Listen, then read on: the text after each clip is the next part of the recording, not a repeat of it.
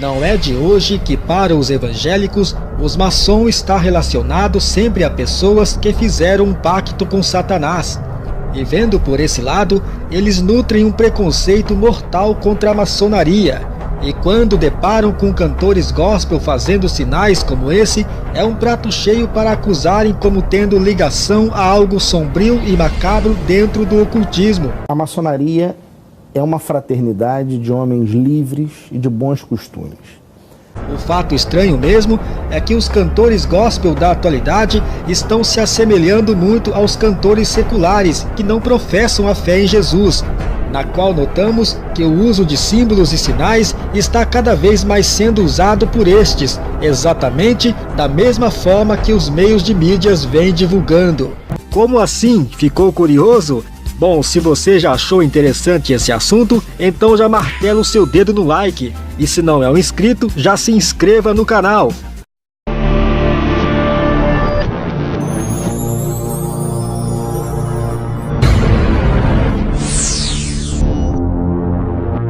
Mas um simples gesto como esse feito com a mão comprovaria que a mesma utiliza esse símbolo para algo satânico? Porque imagens como essas, que imita símbolos usados principalmente pela maçonaria, aparecem sendo feitas por cantores evangélicos?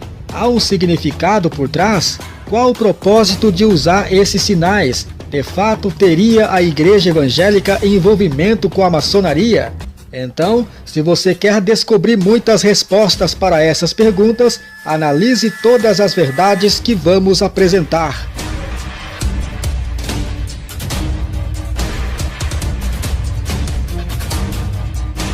A maçonaria é visto pelos evangélicos como uma sociedade secreta que servem e adoram ao diabo. Todas as vezes que falta informação, as pessoas começam a imaginar coisas. Assim, na maçonaria não existe nenhum ritual satânico, que isso fique claro, né? Isto é fato, não existe nenhum ritual satânico na maçonaria. Quem diz isso, ou diz por não conhecer a maçonaria, ou diz para de alguma forma se projetar. Isso é muito que se falam sobre os maçons e o que fazem suas lojas maçônicas.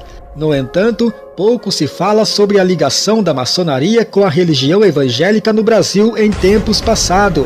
Talvez um evangélico membro de uma igreja de hoje nem imagina que este tem sua igreja para congregar graças às primeiras igrejas fundadas no Brasil, igrejas essas que foram fundadas originalmente pela maçonaria.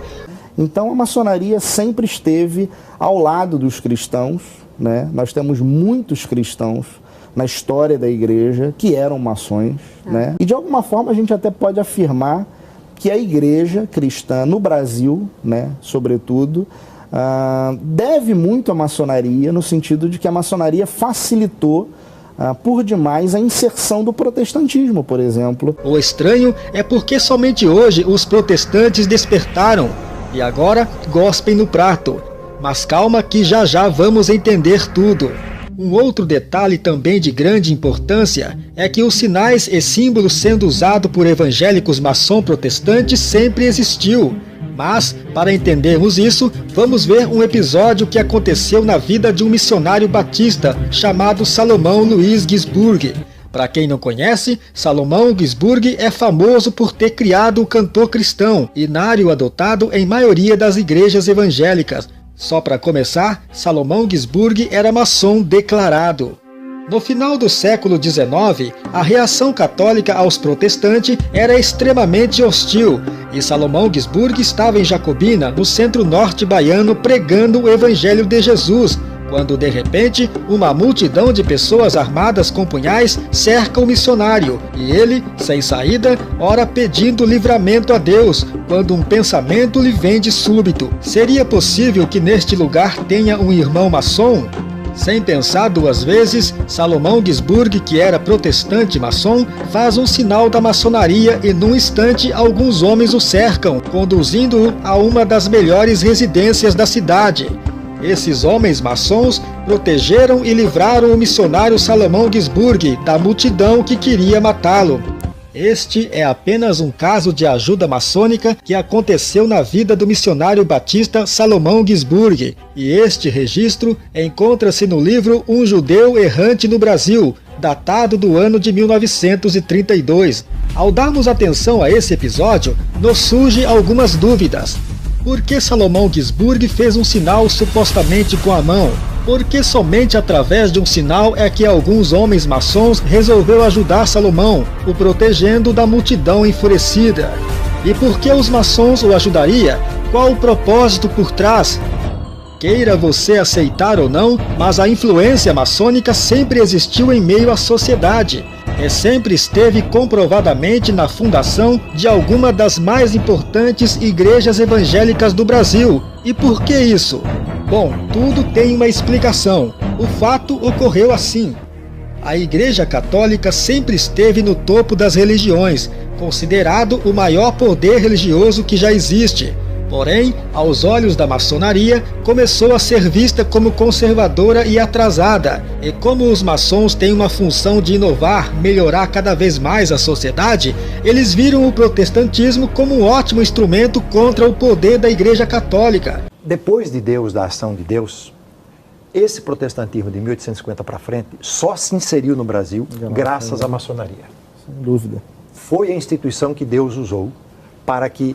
Porque os protestantes, os evangélicos que aqui chegaram, nós não tínhamos o reconhecimento da religião, era o império. A Igreja Católica Apostólica Romana era a igreja oficial.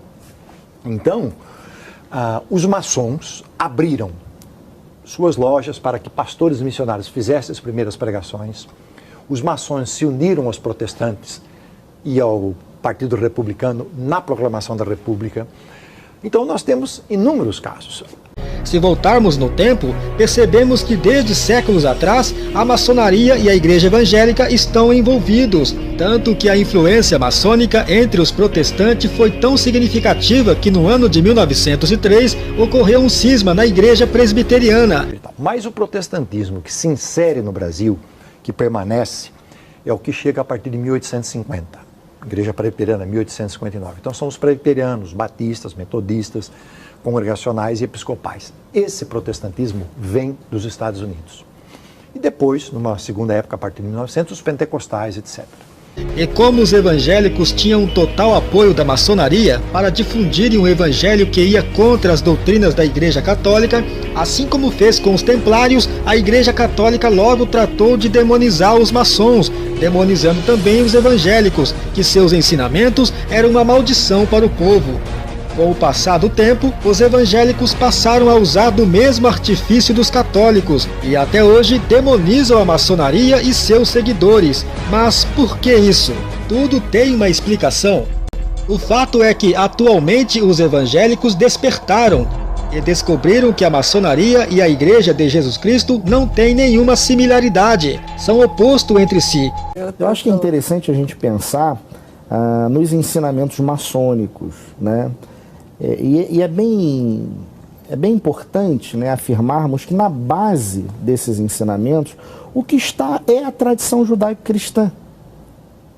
Então, como pensar numa incompatibilidade entre a maçonaria e o evangelho, ou a palavra, ou a Bíblia Sagrada, se os ensinamentos, né, se a base desses ensinamentos maçônicos, na realidade é a tradição judaico-cristã?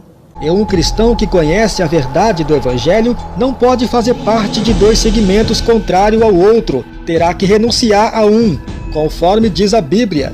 Não vos ponhais debaixo de um jugo desigual com os incrédulos, pois que sociedade pode haver entre a justiça e a iniquidade? Ou que comunhão tem a luz com as trevas?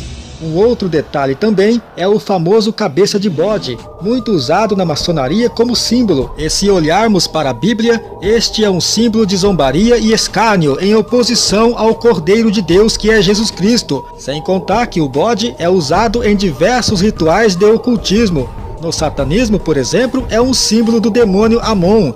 Mas é claro que os irmãos maçom vão negar isso e vão te contar uma outra história. O rito inicial, ele pressupõe, basicamente, o que o Evangelho diz, ou seja, a pessoa sai das trevas para a luz, ou seja, a pessoa sai de uma situação, simbolicamente, e vai a outra. Então, nessa passagem que muita gente diz que o rito envolve que a pessoa faz algo satânico para encontrar a luz. Então, não é nada disso, é apenas um ritual simbólico. Mas o que tem a ver toda essa história com os cantores gospels maçons e o uso de símbolos propagado por eles? Como já vimos, é comprovado com documentos históricos que a maçonaria esteve por trás da fundação de algumas das mais importantes igrejas evangélicas do Brasil. É ingênuo acreditar que nos nossos dias atuais não estão por trás dos maiores cantores gospel. Nenhum cantor gospel vai assumir publicamente que tem ligação com a sociedade maçônica, porque isso faz parte de um acordo, pelo fato que hoje a maçonaria é vista aos olhos da sociedade como algo sujo, que prestam cultos ao diabo. Mas é fácil identificar um irmão maçom, por seus gestos, sinais e símbolos que usam, porque ninguém usa um sinal só por usar. Há um propósito por trás, uma ligação que só quem está envolvido sabem e para que serve. Porque os maçons se reconhecem, né, dentro dos seus respectivos graus, por sinais, por toques e por palavras, né? Uma prática muito comum na fraternidade maçônica é o total apoio aos seus membros. Para isso, o uso do sinal com a mão é fundamental em qualquer situação. Por isso, quando um cantor faz um sinal como esse, ele está nada mais, nada menos dizendo obrigado pelo seu apoio, ou conto com o seu apoio. Esse sinal não é para o público que o aplaudem, mas sim diretamente à sociedade maçônica. Porque o sucesso de um cantor repentino, querendo você acreditar ou não, há sim por trás o dedo da maçonaria. Talvez agora você entenda o que dissemos logo no início, que o missionário Salomão Gisburg fez um sinal com a mão e imediatamente foi socorrido pelos irmãos maçons. A fraternidade maçônica tem uma função de apoio e proteção total aos seus membros, onde até mesmo um pedido de socorro pode ser feito, não gritando, basta fazer um sinal com a mão. A maçonaria é uma fraternidade, né, de homens livres, de bons costumes, e como construtores, na atualidade, somos construtores sociais. Então, eu diria que a igreja, de alguma forma, a religião cristã, ela está preocupada com a elevação espiritual do homem. A maçonaria se preocupa com a elevação moral, né, do ser humano. A utilização dos símbolos, seja através de gestos ou visuais, são feitos por artistas como uma forma de serem reconhecidos por outros adeptos dessa mesma prática do ocultismo. Não estamos afirmando que cantores como Aline Barros, Cristina Mel, Fernanda Brum, Thales Robertos e muitos outros são da maçonaria. Apenas estamos mostrando que existe semelhança clara nos gestos e sinais que fazem nas imagens, porque eles, sendo pastores, com certeza sabem disso. E essa ideia de que a maçonaria compete com a igreja, ela é uma ideia muito equivocada, ela é uma ideia que está presente, eu diria, na mente de alguns evangélicos que não conhecem a maçonaria. A maçonaria não tem essa pretensão. Ela, por não ser uma religião, ela inclusive estimula que cada membro, né, esteja lá na sua religião, pratique a sua religião. Porque todos os pastores sabem reconhecer um símbolo maçônico.